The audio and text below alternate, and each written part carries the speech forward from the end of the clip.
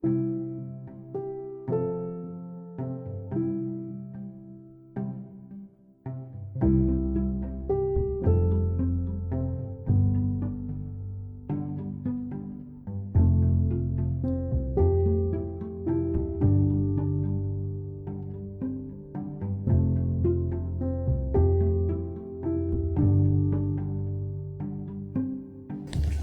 of the things that I think all of us in this room spend time thinking about are the ways in which the history and the future of libraries and the larger information ecosystem in which we operate is firmly rooted in things like copyright law, contracts, end-user licensing agreements, and other types of very fine print. And this is the case perhaps even more so as we move to an all-digital environment. So we are incredibly fortunate to have two legal minds here with us today for a fireside conversation about the future of libraries, open access, and placing those within the context of larger legal and ethical frameworks. Amanda Lewandowski is an associate professor of law at Georgetown and the founding director of the Intellectual Property and Information Policy Clinic. Her projects and scholarship focus on developing practical approaches to cutting-edge legal problems at the intersection of intellectual property, information policy, and technology. Her most recent article, How Copyright Law Can Fix Artificial Intelligence's Implicit Bias Problem, examines how the rules of copyright law can bias AI systems, restrict accountability, limit competition, and may offer the most compelling way to de-bias IA. Before joining Georgetown, Lewandowski co-taught the Technology Law and Policy Clinic at NYU Law, and she previously worked as an associate at Kirkland & Ellis and Cooley. Lewandowski received her JD from NYU School of Law and her BA from NYU, where she developed a concentration in publishing, copyright, and technology. I love copyright so much. You really do. Pretty obvious. We all do, even when we're trying to break it down. And our colleague Sarah Lambden teaches administrative law and information policy at the CUNY School of Law. She specializes in government information access and transparency, and especially issues related to environmental law and environmental information access. She teaches legal research, advanced legal research, public institutions, and lawyering seminar courses. Sarah received her JD from the University of Kansas School of Law with a certificate in environmental and natural resources law and a master's degree in legal information management from Emporia State University's Graduate School of Library and Information Management. So thank you both to Amanda and Sarah for being with us here today and for sitting by the fire. Thank you for having us. Yeah, it's super toasty up here, y'all. I just want to say that. So I guess, I don't know, where do you want to start? We have some questions, I think, before we turn it out to like a fuller discussion. Yeah, I think so too. Totally. So I think we were going to start with kind of thinking about some of the ethical implications of all the open access things that we were discussing today. So we're going to take kind of, we talked a lot about how to implement open access, where our open access communities are in the commons, and we're going to start thinking about some of the ethical implications of all of the open access talks and kind of, and also like the corporate ownership talks, right, that are at the opposite end of the spectrum. So I think the first question was, when can open access promote ethical decision making? Such a good question. I think there's two ways to think about this. The first is it can be used to empower librarians to make choices that are better for patrons, better for students, better for faculty, in terms of making things accessible in forms that anyone can use, rather than requiring people to be able to physically get to a library in person, requiring them to be able to read a fine print book or hold it. So the ability to digitize materials and make them available digitally, whether it's through a controlled digital lending program or some other approach, can make a huge difference in terms of accessibility, which I think is a more ethical choice when faced with some of the alternatives. The other possibility is that can empower ethical decision making when we're getting outside of closed systems. I'm sure a lot of you have been following or perhaps even actively involved in the conversations around Macmillan's new ebook announcements related to library lending. Some of you are nodding, looking less than thrilled. That's another way that controlled digital lending can offer an opportunity of another pathway forward. And for those of you who aren't familiar with controlled digital lending as an approach or a movement, it's the idea that you can digitize a physical copy of a book And as long as one book is only in circulation, you should be fine to have that digital copy as a substitute for the physical copy of the book. This has implications not just in the ethics of avoiding a closed, locked-in system that you may disagree with the corporate stance of, but it can also be a good way to preserve digital copies in the context of, say, climate change. If your library might be prone to flooding or another kind of natural disaster, you now have a digital copy that preserves the integrity of the information that is in the printed book that is no longer susceptible to that same kind of destruction. And the other thing, which brings me back to now I get to ask you a question, which I'm so excited about, is you can avoid some of the ethical quandaries of using proprietary platforms that are closed. So we are legal professionals. I run a clinic where my students are going to have to do legal research. And Sarah has incredible research about how Lexis and Westlaw, the two most popular proprietary platforms for legal research, can be dicey ethically. And the example that you give, and I would love to invite you to talk more about it, is how Westlaw's parent company, Thomson Reuters, has relationships with ICE. So if you could talk a little bit about that research, I would be absolutely enraptured. Hey, Just whatever. Go for it. Let me just set it on fire for everyone. We already have one. Oh my God, I got you, girl. So anyway, so I think that obviously accessibility and preservation, especially in the face of climate change, are first and foremost huge ethical benefits of developing open access communities. And my concern lies more in the corporate end, more in the alternative of not engaging in open communities and keeping our information free. So I am a librarian, right? And I noticed a couple years ago that Thomson Reuters and Reed Elsevier, the parent companies of Lexis and Westlaw, and a lot of the other research products that we use in all of our libraries, were selling personal data to ICE. And they have tens of millions of dollars in contracts with ICE. And beyond that, Reed Elsevier has rebranded itself as RELX Group, and they have over 1,300 contracts with various law enforcement agencies on local, state, and federal government levels. So these same companies that we buy our products from, we pay them collectively as a library community millions of dollars, maybe even billions, are selling personal data. They're acting as data brokers to ICE and police. And we are kind of beholden to them. This is where I started my research, right? This concern about the ethical questions over legal research.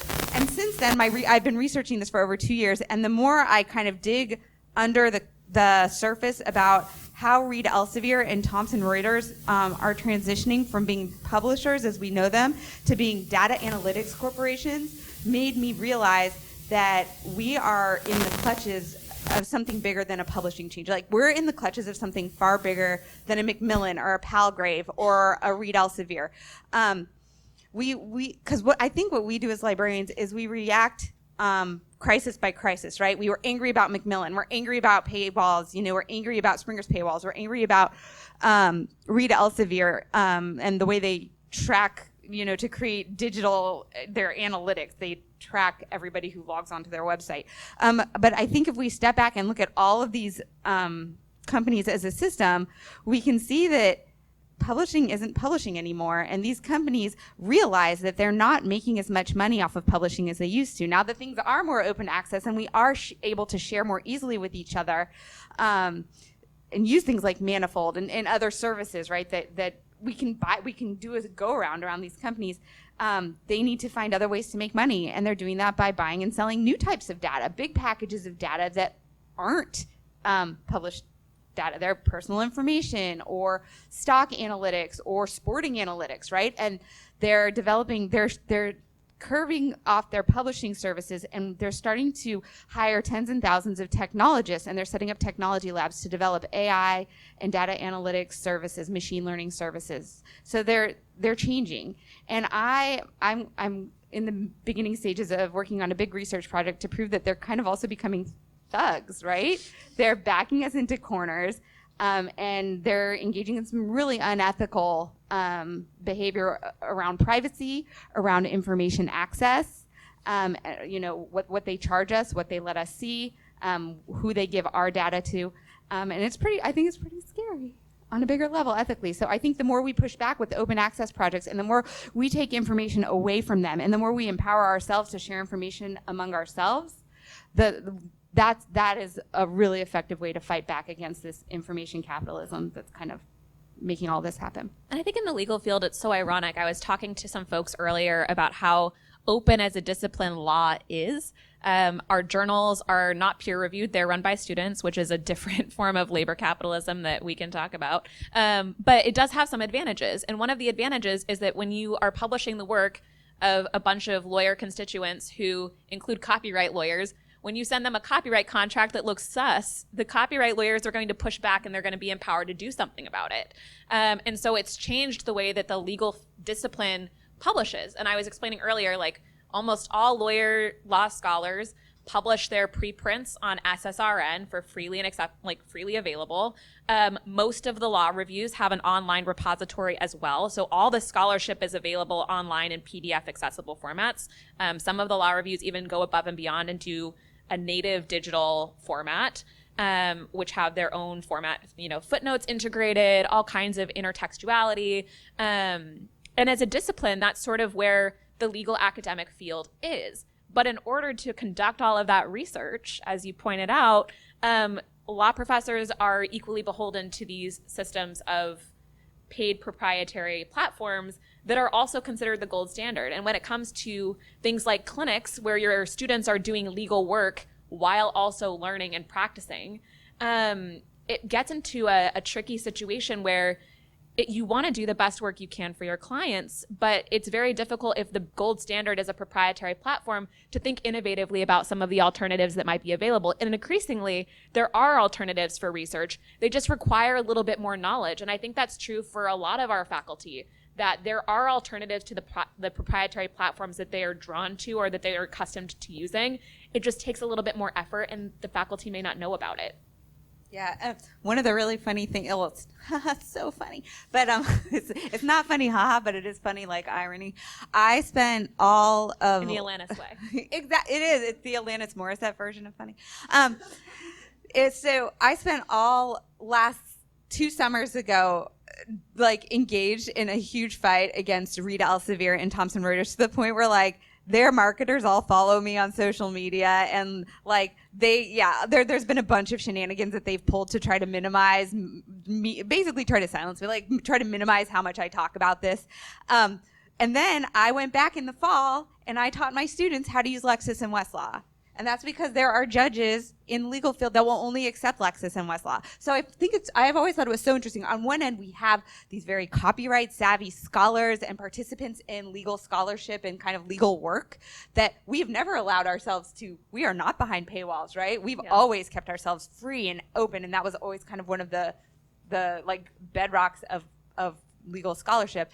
And then meanwhile, in our actual legal practice, we are so beholden to Westlaw and Lexis, which are definitely proprietary corporations. It's only really probably been in maybe the past, I feel like, year and a half that Casetext has emerged as a real meaningful competitor. If you work with lawyers or law faculty, Casetext is an alternative that's available. It's still in development, so I think if you're looking for all of the same functionality, you might be disappointed. But if you're looking to get a sense of some of the research options that are out there, there are alternatives that are springing up. And it's really interesting to see after having a duopoly for so long, certainly before, I've only been in practice for 5 years, but certainly before I was even in law school, there was a duopoly that had been, as you trace in your paper, quite entrenched for a very long time. And we're now seeing things like Casetext and Bloomberg Law as alternatives. They aren't necessarily open in the same way. But the irony that's underlying all of this proprietary talk, and what I think is another sort of ethical quandary, it's the law. The law is public.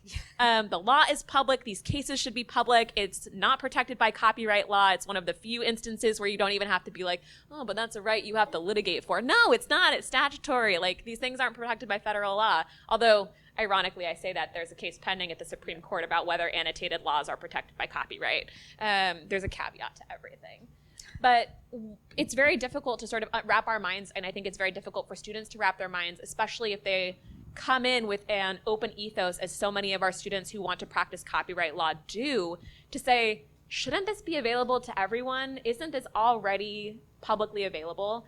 And it is one of the few places where you actually can point to some of the examples. Yes, but in some jurisdictions, you still have to go down to the courthouse and get the physical file. And it really is a value add for someone to have done that for you and make it, OCR and embed hyperlinks to other articles that are referenced in between, and as well as the other case law. And you actually can see some of the value that we were sort of joking about earlier on the ACPs about what is the value add of what's actually being done by these companies. Yeah. Well, when you talk about the case law, you can kind of see the value add. It's much easier to do legal research when there's a case citation and you can click it through and you can follow it over to the case citation, and some lovely lawyer has already gone through and told you whether it's good or bad law. It makes a big difference. Yeah. And it's so one funny thing about New York State is we don't even print our own statutes. It's true. Lexis and Westlaw print our statutes. Yep. Our government has decided to defray the cost of printing our own statutes in accessible book formats. And so the only publishers for our statutes are Lexis's CLS and Westlaw's McKinney's. Those are our New York statutes, and you can't get them in any other paper form. So yeah, they've cornered the market, and our taxpayer dollars pay for all of this information to get generated, right? So they really, over decades, they have quietly cornered the entire publishing market and swallowed it whole. I think it's really impressive in some ways how it's hard not to be a little odd. Like you're like, wow, you did it. You did the thing. Exactly. They really, really did in like such a huge way that I don't know how we untangle ourselves from it. Like, one of the most shocking things is I found out that they were surveilling in a way that if you are an immigration attorney, you should definitely not be using Lexis or Westlaw, right? Especially Westlaw. Like, Westlaw's parent company has $30 million plus in contracts with ICE for surveillance. You should not use them. However, when I try to talk about it with other law librarians, they're so beholden to Westlaw and Lexis that they are not comfortable talking about it. And I actually got censored by the American Association of Law Libraries for even mentioning the problem on a AALL blog. It was down within minutes of going up. Yeah, like you just can't even talk about it because that is how deep in their pockets we are. Well, it's hard to also, like, I was struck by your scholarship, and I'm assigning it to my students to talk about we're doing a unit on justice in the spring, and it's one of the pieces we'll be talking about. And I think it's one of those challenges which once your eyes are open to it, you have to decide whether you're going to be complicit in a system that you may ethically disagree with, which is the position that some of the students may take, or they may be beholden to it because of the standards around rigor of legal research that are expected by their colleagues and judges. I think it would be very difficult at a big law firm to push back on using Westlaw and Nexus and say, I'm only going to use Google Scholar and Case Text. I think that the partner would come to your office and have some feelings about that. But that's kind of the situation that we're in a lot of different ways. I think this is not so much a discussion about the specific issues that are facing law libraries and legal practitioners, although I certainly think that's true. It's endemic of the problem and the ethical quandaries that are faced when your only options are closed proprietary systems over which you have little control.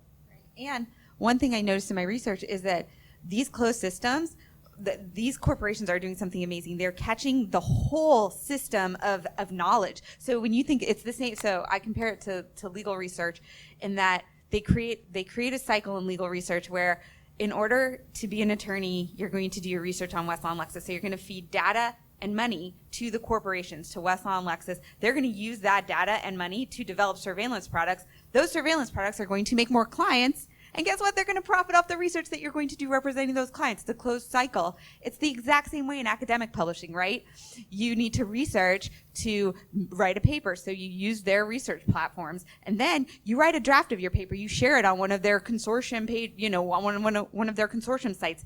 And then once you get it published, it's behind one of their paywalls because they own all the journals. And eventually they'll archive it in one of their archive sites where you can go and look for it, right? So they love to corner an entire market, and they've done it with academia. They've done it with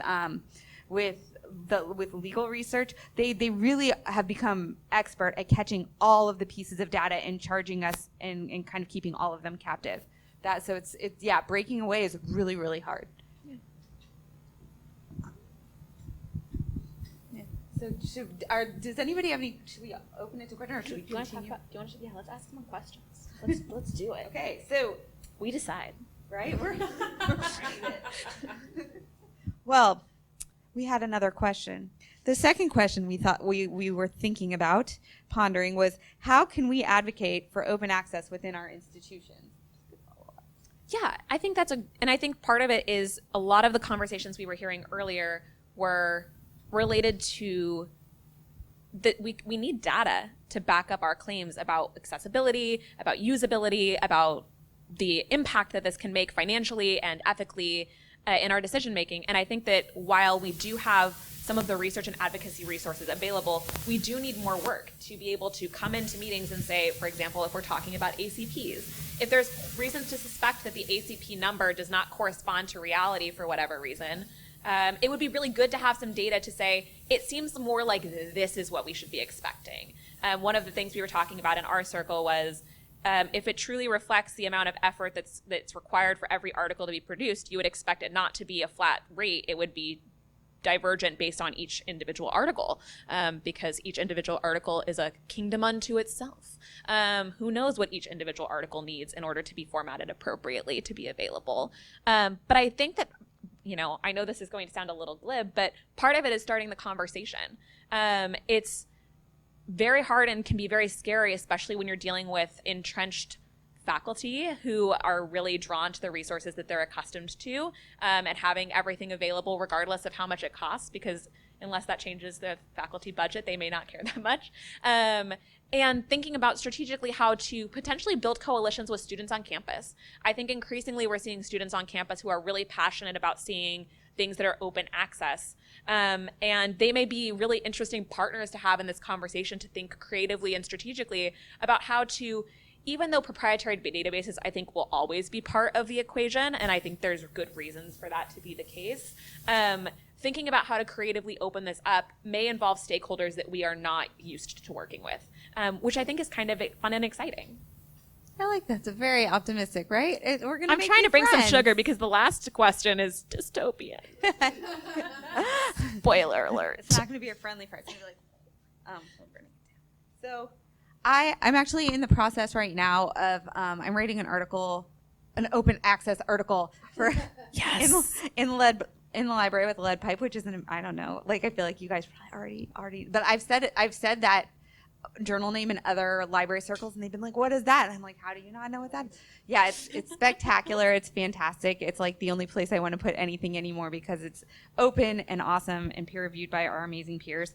Anyway, so I'm writing an article about, these types of topics, and I suggest three things. The first thing I suggest is that we demand that everybody, whether it be the closed source corporations that we're buying this stuff from, any open access ventures that we come into, we demand that they comply with our ethical standards. Librarians have an ethical code. Corporations don't have an ethical code. Our open access, all of our open access endeavors should, right? And we should, and of the corporations, we should demand that they do, right? Like case text. I love and I love pop. This hurt. It was like they stabbed a knife through me.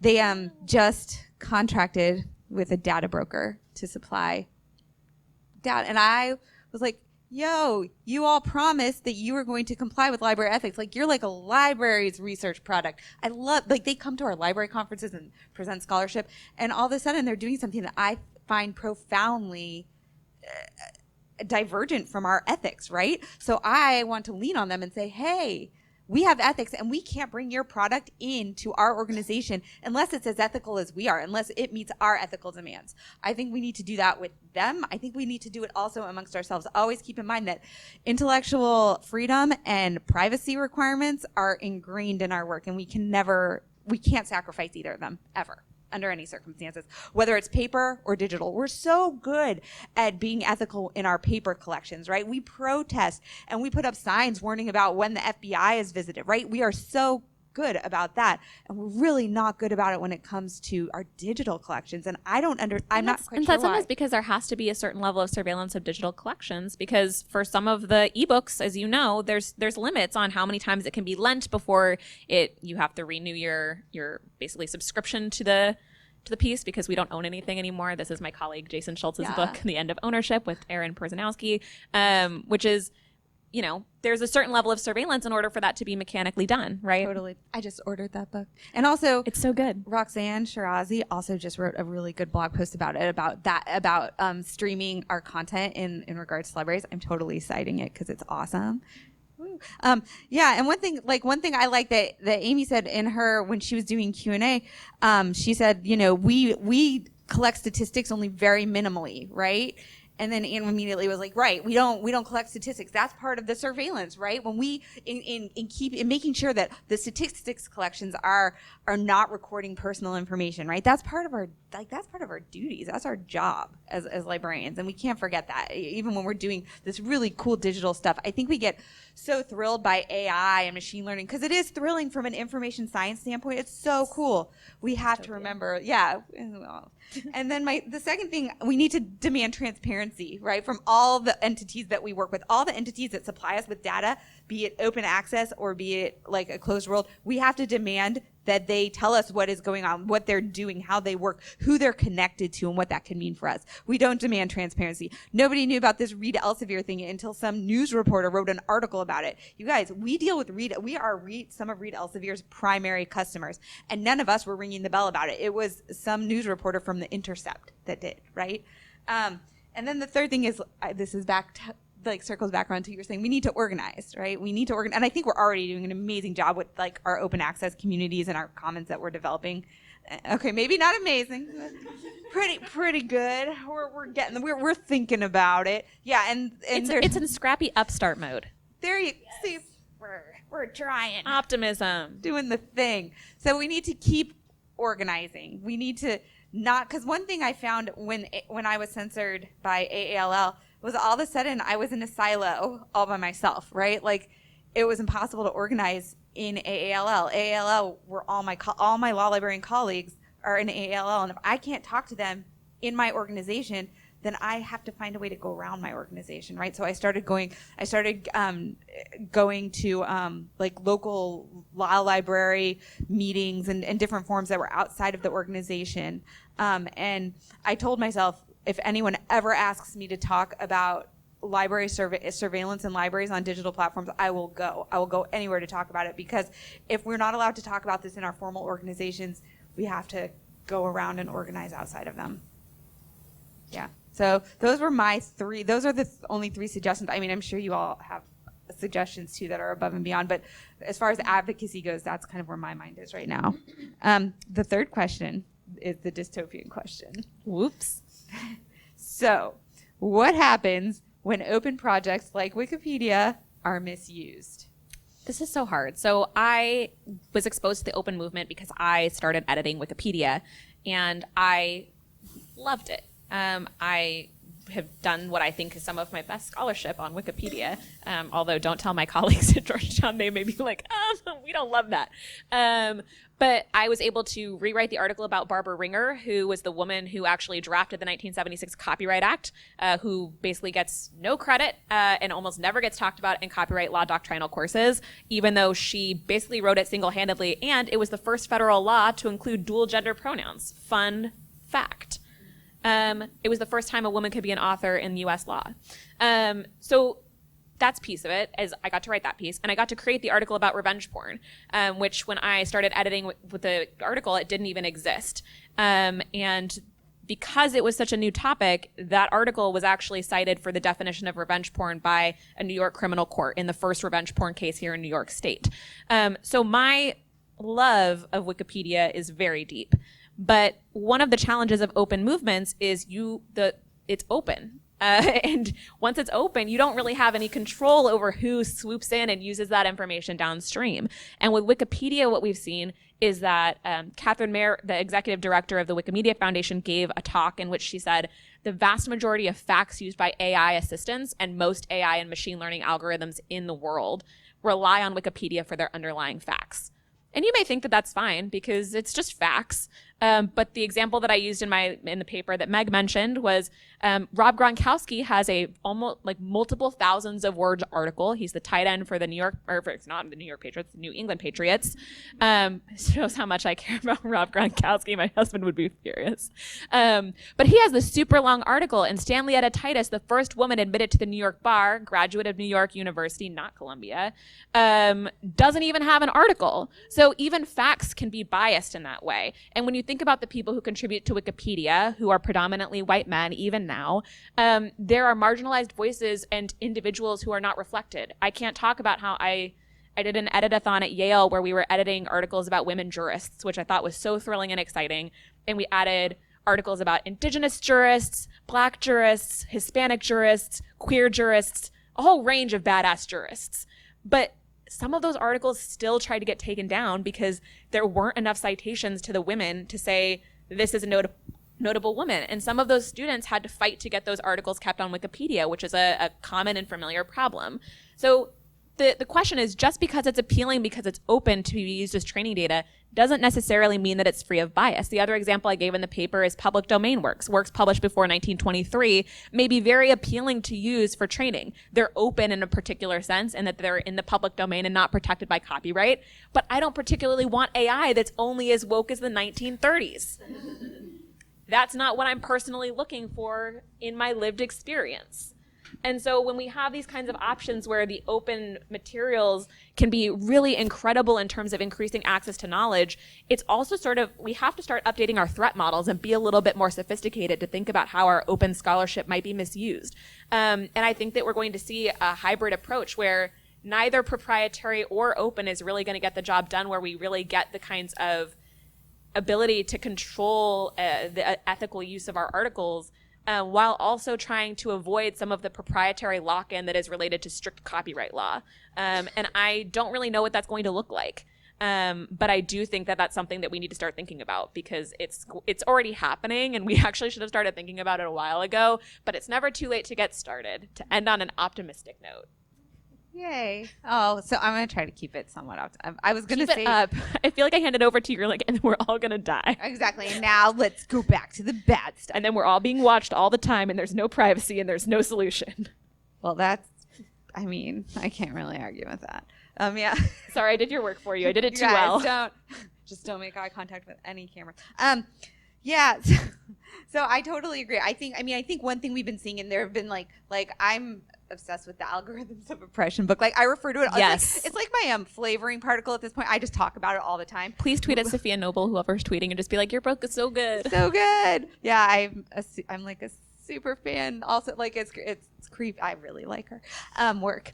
So maybe don't tweet that part. Yeah, you don't have to tell her that. You don't have to be like, I'm a creepy super fan. Anyway, she but I think one thing that her work really highlights is how broken all of our tech infrastructure is, because it's made primarily by these like white dudes, right? So the whole system that we run our open access on, and the beautiful, glorious things that make it so accessible, right? The internet and the way it works in search algorithms and the products that we, the products that we use, and the way we judge how much attention things are getting, they're all biased. So that's obviously a problem that I think you addressed. And then, so I've been thinking about commons a lot because I teach environmental law also, and I learned a few years ago, did y'all know that like the idea of tragedy of the commons was made by a white supremacist? Boom. Yeah. So didn't know that. Yeah. So Garrett Hardin was this man who wrote about how we need to protect the commons, right? Because if not, they will be destroyed. And the whole analogy is like the cow pastures in old England. If everybody lets their cows graze on them, then the commons will be destroyed, right? So we need to really regulate the commons. So at the same time he was writing that for scientific and sociological communities, he was also writing like white supremacist tropes about how we need to keep out immigrants and we need to keep out people and we really need to protect our commons, y'all, right? You see how that I taught that to my students, and they're like, yeah, tragedy of the commons. Oh, right? So when we think about our open access commons, we think about, okay, things are like, we have to protect people's copyright. Like, I don't know if this has ever happened to you, but I had a article published under a very open Creative Commons license, and then some for-profit publication scooped it up. They misspelled words in it. They misspelled my name, but they reprinted it in full in a for-profit, like, Life is a rich tapestry. yeah, I don't know who's buying that. But like, right, so an unregulated commons can get messy. But at the same time, if we start regulating our commons, we really have to be careful about how we do it, because we can end up in the same trap as like these other places where bias happens. When we start restricting access or kind of curating who gets access to what, we create a totally opposite problem. So I feel like we're kind of stuck on this spectrum where unregulated can be wild, but also regulated can be dicey. Yeah. So we need to I think we're still kind of working in our open access communities to find that sweet spot of everybody is welcome. It's all inclusive. We highlight all people, and yet we are not going to let it be trashed, right? We're not going to let people's copyrights be, we're not going to let everything get gross. And I don't know how to do that. If everyone could please join me in thanking both Amanda and Sarah.